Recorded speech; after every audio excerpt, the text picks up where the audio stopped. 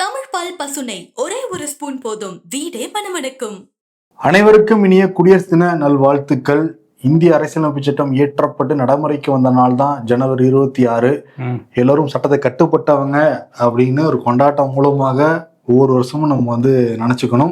ஏன்னா இது ஒரு ஜனநாயக நாடு, ஒரு மதச்சார்பற்ற நாடு, ஒரு குடியரசா ஒரு ஒன்றியமா இந்த நாடு மாறும்போது இதெல்லாம் சொல்லி தான் நமக்கு குடியரசு தினம் நமக்கு கற்பிச்சாங்க அப்ப இருந்த தலைவர்கள். அதெல்லாம் இப்பயும் நம்ம நினைவுல வச்சுக்கணும். இப்ப இருக்கிற தலைவரும் கற்பிச்சுட்டு தானே இருக்காங்க. அதையும் தான் சொல்ல வரேன். ஓகே, இன்னைக்கு கொடி ஏத்துனவங்க, கொடிக்கு சொல்லிட்டு அடிச்சவங்க எல்லாரும் மனசுல ஏத்துக்கணும்.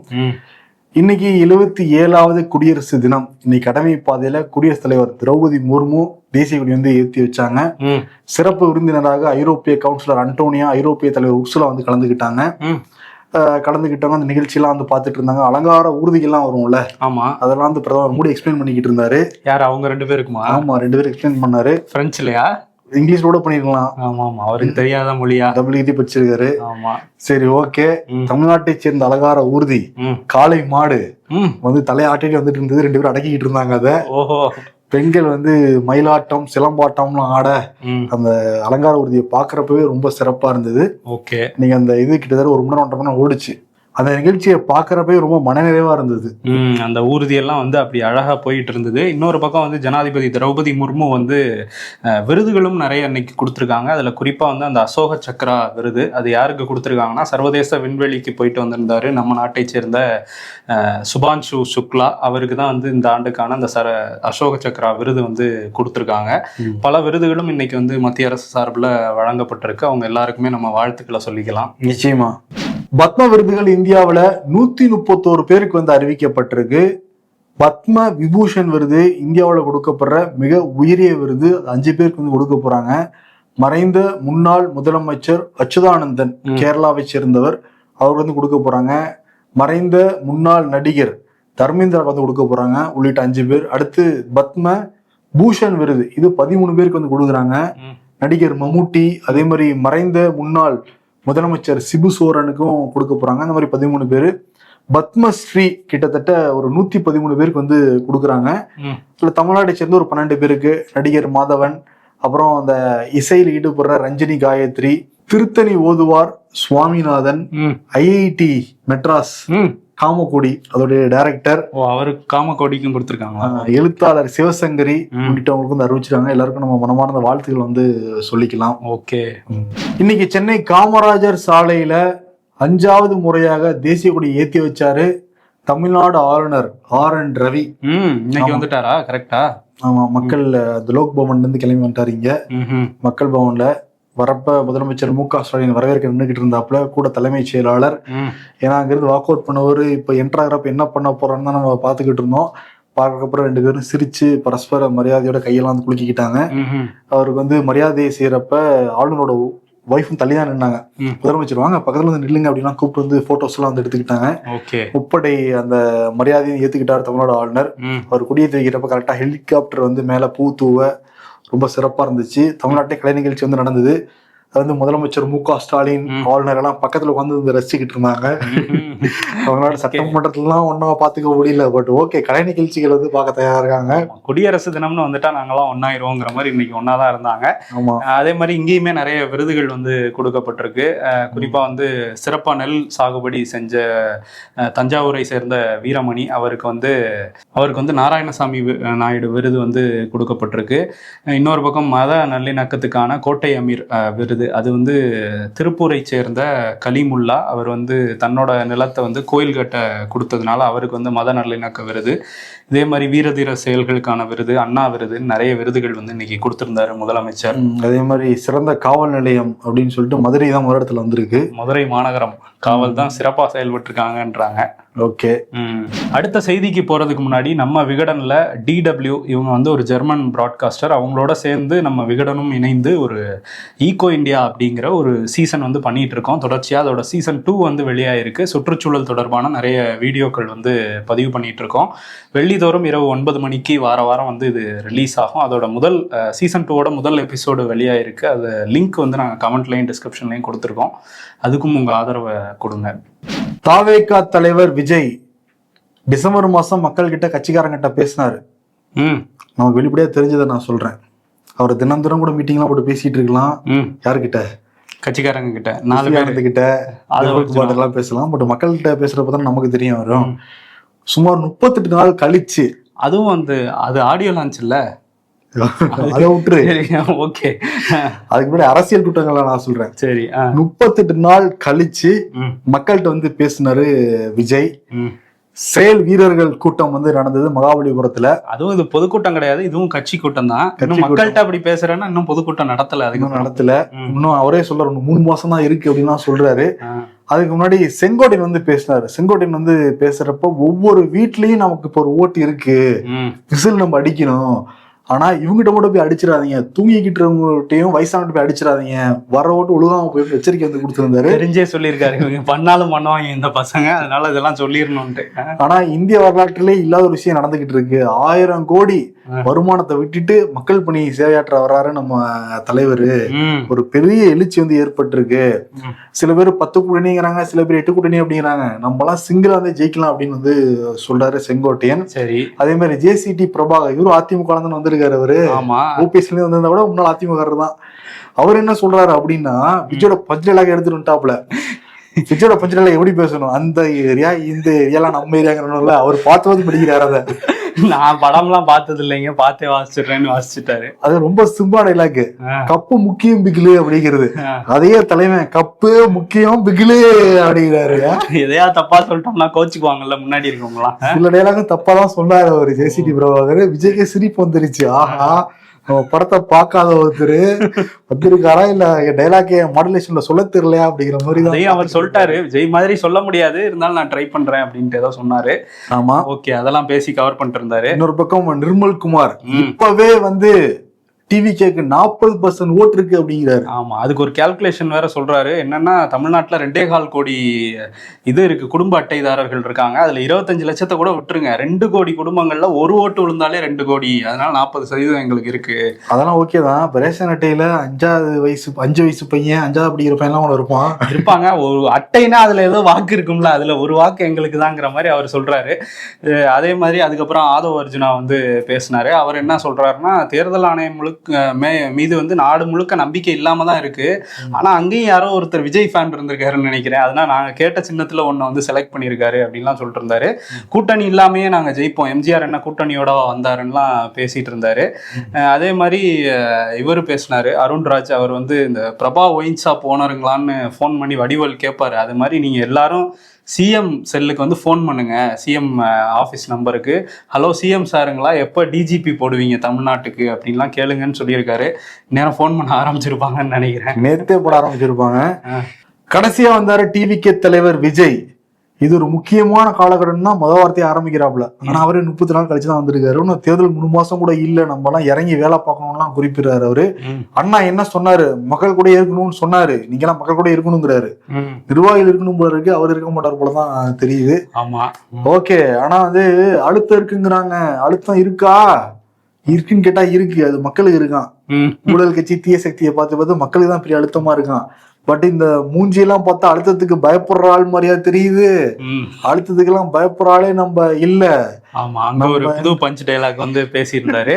நம்ம என்ன அண்டி பிழைக்கவோ இல்ல அடிமையாகவோ அரசியலுக்கு வந்திருக்கோம், அப்பெல்லாம் எதுவுமே இல்ல அப்படின்லாம் நிறைய பேசியிருந்தாரு. அதே மாதிரி இந்த கூட்டம் வந்து யாரை விமர்சிக்க போறாரு, திமுகவை மட்டும்தான் இதுலயும் விமர்சிப்பாரா இல்ல பிஜேபியையும் தொடுவாரா அப்படின்லாம் பார்த்தாங்க. பெருசா எந்த கட்சியை பத்தினியும் விமர்சனம் இல்லை. ஆனா ஒருத்தங்களை ரொம்ப டேமேஜ் பண்ணிட்ட மாதிரி அவங்களே ஃபீல் பண்றாங்க. மக்களிடம்னு செல்னு அறிஞர் அண்ணா அவர்கள் சொன்னதை ரொம்ப டீப்பாக சின்சியராக அடாப்ட் பண்ணுறதோட மட்டும் இல்லாமல் நம்மளோட அரசியலில் அதை செயல்படுத்தணும். அதுதான் முக்கியம். ஏன்னா இப்போ அரசியலில் இருக்கிறவங்க அண்ணாவை மறந்துட்டாங்க. அண்ணா ஆரம்பித்த கட்சியும் அண்ணாவை மறந்து சுயநலமாக மாதிரி பல வருஷம் ஆச்சு. அண்ணா பேரில் இருக்கிற கட்சியும் அவரை மறந்து பல வருஷம் ஆச்சு. ஆனால் நாம அவரை மறந்துடக்கூடாது. மக்கள்கிட்ட போகணும், மக்களோட மக்களாகவே இருக்கணும், மக்களுக்காகவே இருக்கணும். அதுக்காக நம்ம என்ன செய்ய போகிறோம், என்னெல்லாம் செய்ய போகிறோம், அதுக்காக தான் இந்த மீட்டிங். அதுக்கு முன்னாடி வந்து இந்த அட்டாக்குக்கெல்லாம் முன்னாடி எதுக்காக இந்த மீட்டிங் போட்டிருக்காங்கன்னா, நாங்கள் யார் வேட்பாளராக சொல்கிறோமோ அவங்களுக்கு எல்லாரும் வேலை பார்க்கணும், சண்டை போட்டுக்காதீங்க, ஒற்றுமையாக இருக்கணும்னு தான் கடைசி வரையும் அவர் சொல்லிட்டு இருந்தாரு. ஏன்னா வந்து இந்த தூத்துக்குடி மதுரையெல்லாம் பிரச்சனையானதுக்கப்புறம் சரி பெரிய பிரச்சனை ஆகிடக்கூடாதுன்னு வந்து பேசியிருக்காருன்னு நினைக்கிறேன். மத்தளத்துக்கு 2 பக்கம்னு முதல்வர் பேசின மாதிரி தான் நேற்று பேசிக்கிட்டு இருந்தாரு அவரு. என் மேல எல்லாருமே நம்பிக்கை வச்சிருக்காங்க, ஒவ்வொரு குடும்பமும் மேல நம்பிக்கை இருக்கு, ஒரு வீட்டுக்குள்ளாரே நாய் இருக்கு, அதே நம்பிக்கை உங்க மேல இருக்கணும் அப்படின்னு குறிப்பிட்டவர் இப்ப நம்பிக்கை இல்லையான்னு அவர்கிட்ட வந்துருச்சு போல இருக்கு. பாசுட்டு உங்க மேல நம்பிக்கை இருக்கு, இன்னும் அந்த நம்பிக்கை அதிகப்படுத்துற மாதிரி நீங்க வந்து வேலை செய்யணும் அப்படின்னு ஒரு கதை சொல்றேன்னு சொல்லிட்டு ஆரம்பிச்சாரு. பெரிய கதையான்னு பார்த்தா ரொம்ப ஷார்ட்டா வந்து முடிச்சிட்டாரு. சொந்த நாட்டிலே இருக்க முடியாத அளவுக்கு ஒரு கும்பல் உள்ள வந்துச்சு. அப்புறம் வேலுநாச்சியார் நம்ம கொள்கை தலைவர் அவங்க வந்து ஒரு படையை சேர்த்துட்டு சின்ன மருது பெரிய மருது சேர்த்துட்டு அடிச்சு வந்து விரட்டினாங்க. என் கண்ணு முன்னாடி பல சின்ன மருது இருக்காங்க, பல பெரிய மருது இருக்காங்கன்னு ஓஹோன்னு பயங்கர வந்து விசில் அடிச்சுட்டு இருந்தாங்க. அதே மாதிரி தீய சக்தி திமுகங்கிறத ரொம்ப நேரம் வந்து குறிப்பிட்டு இருந்தாரு. தீய சக்தி திமுக முடிச்சுக்கிட்டு இருக்கப்பே கண்ணை நோண்டிடுவாங்க. அவன்கிட்ட ரொம்ப நம்ம கேர்ஃபுல்லா வந்து இருக்கணும், ஒரு வாக்கு கூட மிஸ் ஆயிடக்கூடாது, வெற்றி சின்னம் விசிலுக்கு வாக்களிக்க அவங்க வைக்கணும் அப்படின்லாம். ஆமா, விசில்லாம் அடிச்சாரு. இதுல யார் மேல ரொம்ப தாக்குதல் நடத்தியிருக்காருன்னு அவங்களே நினைக்கிறாங்கன்னா அதிமுக மேல. ஏன்னா வந்து பாஜகவுக்கு அடிமையா நாங்க இருக்க மாட்டோம், இங்க வந்து இப்ப ஆட்சியில இருக்கவங்களும் சரி, இப்ப ஆட்சியில இருக்கவங்க ரொம்ப ஒருபடி மேல, முன்னாடியில ஆட்சியில இருந்தவங்களாவது நேரடியா போய் அடிமையா சரண்டர் ஆயிட்டாங்க, இவங்க மறைமுகமா திமுக வந்து அடிமையா இருக்காங்க அப்படிங்கிறத சொல்றாரு. அவங்களுக்கு ஒரு பேர் வச்சிருக்காரு தீய சக்தி மாதிரி, அவங்களுக்கு அடிமை ஊழல் சக்தின்னு அதிமுகவுக்கு பேர் வச்சோன்னா கொந்தளிச்சிருக்காங்க அதிமுக காரங்களாம். ஆமா, செல்லூர்ங்கிற பேர் வச்சுட்டு மறந்துட்டாங்க அண்ணாவை. பட் நம்ம மறக்க கூடாது, அண்ணாவை மக்களோடு இருக்கணும்ங்கிறதா சொல்லிட்டு இருந்தாரு. செல்லூர் ராஜு வந்து அதுக்கு பதில்லாம் சொல்லிட்டு இருந்தாரு. அவர் என்ன பெரியவரா நேத்து வந்தவருங்கிற மாதிரி தான் செல்லூர் ராஜு வந்து டீல் பண்றாரு. ஆமா, செங்கோட்டையன் சொல்லியிருந்தாரு ஒவ்வொரு வீட்லயும் வந்து வாக்காளர் இருக்காங்க, விஜய்க்கு ஓட்டு போடுவாங்க அப்படின்னு. என்ன ஒவ்வொரு வீட்லயும் போய் வந்து கணக்கெடுத்தாங்களா அப்படின்னு சொன்னவரு வாயாலே வடை சுடுறாங்க, ஆதவர்ஜுனாவெல்லாம் பக்கத்துல வச்சு உள்ள பத்தி பேசலாமான்னு கிண்டல் பண்றாரு செல்லூர் ராஜு. இன்னொரு பக்கம் ராஜேந்திர பாலாஜி அவர் என்ன சொன்னார்னா, விஜய் வரட்டும் என்ன தப்புன்னா பேசிட்டு இருந்தாப்புல, வரமாடன்னு கன்ஃபார்மா தெரிஞ்ச உடனே விரலுக்கு 5 கைக்கு 5 விரல் இருந்தா அழகா இருக்க முடியும், அது 6வது விரல் தேவையில்லாத விரல் அப்படிங்கிறாரு. ரெட்டை விரலை காட்டுவாங்க, இப்ப 5 விரல் வரையும் எக்ஸ்டெண்ட் ஆயிருக்காங்க அதிமுக. 5 விரலை காட்டினா அது வேற கட்சிக்கு போகுது, அதுதானே. சரி ஓகே. ஆனா வந்து இவர் வந்து இந்த மாதிரிலாம் பேசிட்டு இருக்காங்களா, ஏடிஎம்கே ஐடிவிங்கும் விஜய் வந்து தாக்க ஆரம்பிச்சிருக்காங்க. ஏஐ வீடியோ எல்லாம் போட்டு எடப்பாடி காலில் விஜய் விழுகிற மாதிரிலாம் போட்டுட்டு இருக்காங்க. இன்னொன்னு ஊழல்வாதி நீங்க தாங்க டிக்கெட் வித்து ஊழல் பண்ணிருக்கீங்க. இன்னொன்னு இறந்து போனவங்களை நேராக கூட போய் பார்க்க முடியாம கூப்பிட்டு வச்சு ஆறுதல் சொல்றதெல்லாம் வரலாற்றுலேயே கிடையாது. கட்சி ஆபீஸே மூடிட்டீங்க அந்த கரூர் சம்பவத்துக்கு அப்புறம், அவ்வளவு பெரிய வீரர் நீங்க எல்லாம் விமர்சனம் பண்ணிட்டு இருக்காங்க. அடிமை ஊழல் சக்தின்னு சொன்னோன்னா அவங்க ரொம்ப கோபமாயிட்டாங்க போல. இதுல வந்து இவ்வளவு காலம் வந்து அவரு குறி வச்சுக்கிட்டு இருந்ததே அந்த ஏடிஎம்கேவோட இடத்துக்கு தான். டிஎம்கே வர்சஸ் டிவிகேன்னு ஒன்று சொல்லிட்டே இருப்பாரு. ஏன்னா வந்து ஏடிஎம்கே ஒரு சீன்லே இல்லைங்கிற மாதிரி தான் போயிட்டு இருந்தாரு. அவ்வளவு நாள் விமர்சனம் பண்ணாதவங்க இப்ப கூட்டணி எல்லாம் இறுதி ஆயிடுச்சு, நம்மளே விமர்சிக்கிறாரு, விடக்கூடாதுன்னு இறங்கியிருக்காங்க போல. ஏன்னா முன்னாடியே சொல்லியிருந்தார் எடப்பாடி பழனிசாமி விஜய் விமர்சிக்க வேணாம் அப்படின்னு சொல்லிட்டு. பாஜக மேலிட பொறுப்பாளர் பியூஷ் கோயல் அப்படிதான் சொல்லியிருந்தாரு. இப்ப விமர்சனம் பண்ண ஆரம்பிச்சிட்டாங்க. நயினா நாகேந்திரன், தமிழிசை சவுந்தரராஜன் எல்லாரும் படையெடுத்து வராங்க விஜய் பக்கம். ஆமா, தமிழிசை வந்து என்ன சொல்றாங்கன்னா, உச்சத்துல இருந்து வந்துட்டாரு அவரு, நானே உச்சத்துல இருந்து வந்தாண்டாங்கிற மாதிரி பேசியிருக்காங்க. ஆளுநர் பதவியில் இருந்தா அதுல இல்ல, அவங்க டாக்டரா உச்சத்துல இருந்திருக்கிறாங்களாம். அப்படி ஒரு பதவியை நான் விட்டுட்டு வந்தவன். அதே மாதிரி அண்ணாமலை ஐபிஎஸ்ஆ உச்சத்துல இருந்தாரு, அவரும் தான் விட்டுட்டு வந்திருக்காரு. விஜய் வந்து என்டிஏ கூட்டணி ஆட்சிக்கு வந்தாதான் அவர் அரசியலே பண்ண முடியும். திமுக வந்துட்டாங்கன்னா அவ்வளவுதான், காலி பண்ணிடுவாங்க விஜயை பாத்துக்குங்க அப்படின்னு கிட்டத்தட்ட ஒரு மிரட்டல் மாதிரி விட்டுக்கிட்டு இருக்கிறாங்க அவருக்கு. அதே மாதிரி நயினார் நாகேந்திரனும் அதுதான் சொல்றாரு, நாங்க யாருக்கும் அழுத்தம்லாம் கொடுக்கல, அவர் கட்சியில எத்தனை மாவட்ட செயலாளர்னே அவருக்கு தெரியாது, நாங்க அழுத்தம் கொடுக்க வேண்டிய அவசியமே இல்லை, நாங்க எல்லாரையும் சுதந்திரமா அரசியல் பண்ண விடுவோம் அப்படிங்கிற ஒரு உண்மையை, ஒரு நேர்மையான ஒரு கருத்தை வந்து அவரு பாஜக இருந்து நயினார் நாகேந்திரன் சொல்லியிருக்காரு. ஓகே, அடிமைப்படுத்தின ஒரு சொல்லியிருக்காரா? சரி, இன்னொன்னு வந்து என்னன்னா, ஆதவர்ஜுன் வந்து பேசுறப்ப விசிகால 20 பேர் தான் இருக்கிற மாதிரி பேசிட்டாரு அப்படின்னு சொல்லிட்டு விசிகா தரப்பினர் பயங்கர கொந்தளிப்போட நேற்று ட்விட்டர்ல களமாடிக்கிட்டு இருந்தாங்க. அதுக்கு வந்து ஆதவர்ஜுனா பெரிய விளக்கம் வந்து கொடுத்திருந்தாரு. அவர் பேசுறப்ப என்ன சொல்லியிருந்தாரு அப்படின்னா, அந்த ஒடுக்கப்பட்ட மக்களுக்கு அதிகாரம் வேணும், ஆட்சியில பங்கு அதிகாரத்துல பங்குறது வேணும், ஆனா விசிகால 20 பேர் செயல்படுறாங்கிற மாதிரி அவர் சொல்லியிருந்தாரு. அதுக்கு என்ன விளக்கம் கொடுத்துருக்காரு அப்படின்னா, நான் விசிகால 20 பேருன்னு சொல்லல, சில பேரு விசிகால இருந்துகிட்டே ஒடுக்கப்பட்ட மக்கள் அதிகாரத்தை வரக்கூடாதுன்னு சொல்லிட்டு திமுக முறையே செயல்படுறாங்க, அதான் நான் சுட்டி காட்டினேன், இதை திரும்ப அண்ணனுக்கே வந்து புரியும், எங்களுக்கு சண்டை மூட்டுற பாக்குறாங்கிற மாதிரி அந்த அறிக்கையில சொல்லப்பட்டிருக்கு. இப்ப தமிழ்நாட்டை பொறுத்த வரைக்கும் கூட்டணி கிட்டத்தட்ட உறுதி ஆயிருச்சு. டிஎம்கே கூட்டணியில் யார் யார் இருக்காங்கன்னு நமக்கு தெளிவாக தெரிஞ்சிருச்சு. ஏடிஎம்கேல யார் யாருங்கிறத நம்ம வந்து பார்த்துட்டோம். தாவேக்கா நாங்கள் தனியாகவே வரோம், தனியாக வந்தாலும் ஜெயிப்போம்னு விஜய் சொல்லிட்டாரு. தனியாக தான் வரப்போறாங்க சொல்லிட்டாங்க. பிப்ரவரி 21 வேட்பாளர் அறிவிக்க போறாரு சீமான். 4 முனை போட்டி தான் தெரியுது. இன்னும் 2 பேர் நிலைப்பாடு மட்டும் தான் தமிழ்நாட்டில் இது வரைக்கும் தெரியல. தேமுதிக வந்து 5 முனையா மாறிடுமே. தேமுதிக ஒண்ணு, இன்னொன்னு பாமகவுடைய நிறுவனர் ராமதாஸ். ஆமா, அவர் என்ன பண்ண போறாருங்கிறது தெரியல. இப்ப தேமுதிக விஜய் பிரபாகரன் கிருஷ்ணகிரியில கட்சிக்காரங்க நிகழ்ச்சியில வந்து கலந்துக்கிட்டாரு. அதில் கலந்துக்கிட்டு என்ன சொல்றாருன்னா, 2011 நாங்கள் 41 இடத்துல நின்று 29 இடத்துல நாங்கள் ஜெயிச்சோம். ஒவ்வொரு சட்டமன்ற தொகுதியிலையும் தேமுதிகவுக்கு 10,000 to 15,000 வரைக்கும் வாக்கு இருக்கு. அதான் வெற்றி தோல்வியை வந்து தீர்மானிக்கும். அவ்வளவுதான் இருக்குங்கிறத ஒத்துக்கிறாருல்ல, அவரே ஒத்துக்கிறாரு. ஆனா என்ன சொல்றாங்கன்னா, முதலமைச்சரை கேட்டோம், முதலமைச்சர் ஆக்குறது தானே கேட்கறோம். அப்ப நாங்க கேட்கிறோம், நாங்க கேட்கறது எங்களுடைய கடமை, கொடுப்பது உங்களுடைய உரிமை அப்படின்னு பேசிக்கிட்டு இருக்காரு. உங்க கடமை சரி, அவங்க உரிமை அவங்க பாத்துக்கிட்டாங்க, அதையும் இவரே சொல்லிடுறாரு. ஆனா 2011 அப்ப அதிமுகவோட கூட்டணி வச்சிருந்தாங்க. அப்ப விஜயகாந்த் வந்து இருந்தாரு. இப்ப கட்சியோட நிலைமையே வேற இல்ல, அதையே இன்னும் சொல்லிட்டு இருக்காங்க. 10 வருஷம் முன்னாடி பழம் நழுவி பாலில் விழுகும் கலைஞர் எல்லாம் பேசிக்கிட்டு இருந்தாரு. அப்ப விழுந்திருந்ததுன்னா இப்ப திமுக நிலைமையே வேற மாதிரி இருந்திருக்கும். ஆமா, இப்ப திமுக ஆட்சி கூட வந்திருக்கலாம். அவங்க மக்கள் நல கூட்டணின்னு போய் அதெல்லாம் போய் தரிசாகி போய் இப்ப கட்சியே எங்க இருக்குன்னு தெரியல. விஜய் பிரபாகரன் மிரட்டி பாக்குறாப்புல, எங்களுக்கு குடுக்கல அவ்வளவுதான், நீங்க இதா போயிடுவீங்க, புதுவிதமா தெய்வமே. புதுவிதமான மிரட்டலா இருக்கேன். பேச்சு மட்டும் கம்பீரமா இருக்கு, உள்ளுக்குள்ள ஒரு கெஞ்சல் தெரியுது. ஆனா வந்து அதேதான் இவங்க என்ன சொல்றாங்க, பிரேமலதா ஜனவரி 9 மாநாட்டிலே நாங்க சொல்லிடுவோம் யாரு கூட கூட்டணின்னு சொல்லிட்டு ஏமாத்தினாங்க தொண்டர்களையே. ஏன்னா வந்து இல்லங்க முந்திரி கொட்டை மாதிரி சொல்ல முடியாது அப்படின்ட்டு அப்ப ஏதோ முடிவு பண்ணி வச்சிருக்க மாதிரி தான் சொன்னாங்க. பாதாங்கொட்டையாவது சொல்லலாம்ல. கரெக்ட். இப்ப என்ன சொல்லியிருக்காங்கன்னா, பிப்ரவரி மாசம் முழுக்க இருக்கு, நாங்க உரிச்சு பார்த்து அந்த கொட்டையை வெளியே எடுத்து போட்டுருவோங்கிற மாதிரி சொல்லியிருக்காங்க. பிப்ரவரி மிடில்ல நாங்க முடிவு பண்ணிடுவோம். நான் நம்ப மாட்டேன். யாராவது கூப்பிட்டா அவங்க சொல்லிடுவாங்கல்ல. பிப்ரவரி 31 அப்பதான் சொல்லுவாங்க நினைக்கிறேன். பாக்கலாம் பொறுத்திருது. சரி, இன்னொன்னு டிடிவி தினகரன் அவர் ஏற்கனவே ஏடிஎம்கேயோட பயங்கர பஞ்சாயத்து நடந்துட்டு இருந்தப்ப ஆண்டிப்பட்டி தொகுதியில தான் போய் எம்ஜிஆர் படத்துக்கு எல்லாம் மலர் தூவி மரியாதை செலுத்திக்கிட்டு இருந்தாப்புல. ஆண்டிப்பட்டியில நான் நிக்க கூடாதா, எம்ஜிஆர் என்ன தொகுதியெல்லாம் பேசிக்கிட்டு இருந்தாரு. ஆண்டிப்பட்டி தான் குறிவிக்கிறாருன்னு நம்ம எல்லாமே சொல்லியிருந்தோம். எந்த தொகுதியில நிக்க போறாருன்னு கேட்டப்ப, நான் இந்த நிக்கவே போறது இல்லை அப்படிங்கிறாரு. நான் வந்து கட்சிக்காரங்களை ஜெயிச்சு அவங்க அமைச்சராக்க போறேன் அப்படிங்கிறாரு. நான் மத்திய அமைச்சர் ஆயிடுவேன்ல, அவர் ஒரு மாநிலங்களை சீட்டு கொடுத்தாங்கன்னா மத்திய அமைச்சர் ஆயிடுவேன்னு எதுவும் பிளான் வச்சிருக்காரோ என்னமோ தெரியல. நான் நிக்க போறது இல்லை அப்படின்னு பேசிட்டு இருக்காரு. ஓகே, இப்படிதான் மக்கள் நல கூட்டணியில வைகோ கடைசி வரைக்கும் கடைசியில நிக்காம போனாப்புல. எப்படி எஸ்கேப் ஆன மாதிரின்னு எஸ்கேப் ஆயிருக்காரு. இவரும் அந்த ஃபார்முலாவா என்னங்கிறதெல்லாம் நமக்கு தேர்தல் முடிஞ்சாதான் தெரியும். சரி, அதே மாதிரி ஓபிஎஸ் பத்தி கேள்வி கேட்டாங்க. அதுக்கு என்ன சொல்றாருன்னா, அவர் வந்து 1 வாரம் அமைதியா இருந்தாரு, தர்ம யுத்தம்லாம் பண்ணாம சும்மா இருந்திருந்தாருன்னா அவரே முதலமைச்சர் ஆயிருக்கலாம். யார் யார் பேச்சையோ கேட்டு தேவையில்லாம இப்ப எங்க இருக்காரு பாருங்க, அவர் வளர்ச்சியில எனக்கும் பங்குண்டுங்கிறதுனால ஒரு நல்ல முடிவு எடுப்பார் அவர் நம்புறேன் அப்படின்னு சொல்லியிருக்காரு. வீழ்ச்சிக்கு யாரோட பங்கு இருக்கா, அது அவர் கூட இன்னொருத்தர் இருக்காருல்ல. இப்ப ஆனா என்னோட நண்பர்கள்ட்ட வந்து கேட்டிருந்தோம், ஓபிஎஸ் இப்படி ஆனதுக்கு யார் காரணம் அப்படின்னு. கரெக்டா போட்டிருந்தாங்கப்பா அந்த பேரை.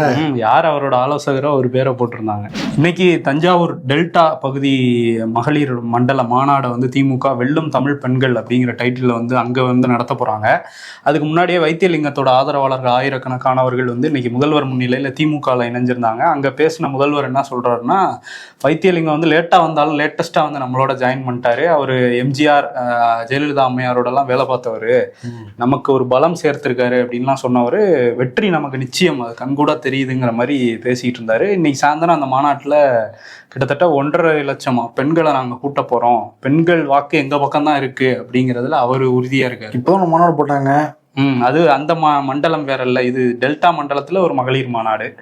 மகளிர் வாக்கு ரொம்ப முக்கியங்கிறது அவருக்கு தெரிஞ்சிருக்கு. ஏன்னா மகளிருக்கு நிறைய செஞ்சிருக்காங்க, இன்னும் மகளிர்கிட்ட போய் சேரலைங்கிறது ஒரு விஷயமா பார்க்கப்படுது. காரணம் ஓசி அப்படின்லாம் சொல்லி சில பேர் சொல்லிட்டு போனதுனால அதில் ரிஜிஸ்டர் பண்ண பாக்குறாங்க. அந்த கட்டணம் இல்லா பேருந்து 1000 ரூபாய் பணம் இது எல்லாத்தையும் திரும்ப ரிஜிஸ்டர் பண்ணி எலெக்ஷன் வர போறாங்க.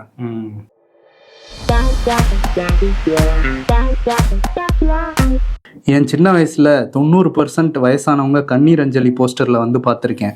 ஆனா இப்ப வளர்ந்ததும் என் வயசு பசங்க போஸ்டர்ல தான் அதிகமா பாக்குறேங்கிறாங்க. பட் இது கோவிட் பிறகு ரொம்ப அதிகமாயிடுச்சு, நம்மளும் பார்த்துட்டு தான் இருக்கோம். மச்சான், யாரா அவங்க வாழ்க்கையில 1008 பிரச்சனை வச்சுக்கிட்டு தனியா போற பெண் குயின்காக ஃபீல் பண்ணிட்டு இருக்காங்க. ஏன்னா இந்த ஃபைன் கீழே உங்க மண்ணால மாதிரி ரொம்ப தனியா இருக்கிறதுனால ஃபீல் பண்றாங்கன்னு நினைக்கிறேன்.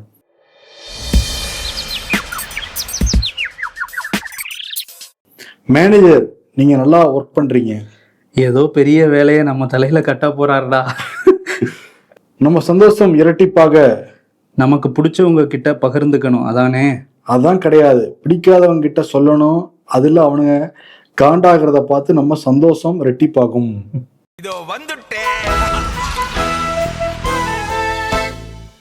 அவார்டு விஜய், எடப்பாடி பழனிசாமி போட்டி தாவேக்காவுக்கும் திமுகவுக்கும் தான் சொல்லிட்டு இருந்தாப்புல விஜய். இப்ப ரூட்டை கொஞ்சம் மாத்தி ஏடிமிகே பக்கமும் வந்து பாஞ்சிருக்காரு. ஏடிமிகே பொறுமை காத்தவங்க செல்வராஜு, ராஜன் உடஞ்சா வந்தா என்ன அப்படிலாம் கேட்டுட்டு இருந்தவங்க இப்ப பாய ஆரம்பிச்சிருக்காங்க. எப்படி வரலாம் அப்படின்ட்டு இருக்காங்க.